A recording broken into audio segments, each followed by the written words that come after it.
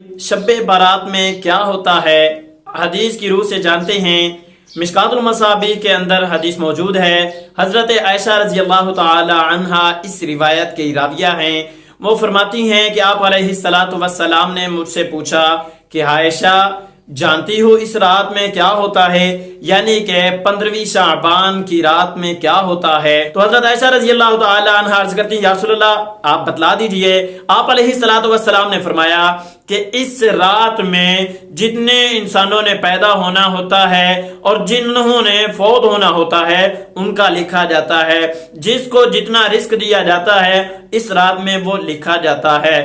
آپ یوں اندازہ کر لیں کہ جس طرح لوح محفوظ میں ایک چیز لکھ دی گئی تھی، اب وہ ایک شب برات کی رات سے اگلے سال کی شب برات کی رات تک کا سال کا درمیانی یہ جو حصہ ہے اس نے فرشتوں کے سپرد کر دیتے ہیں۔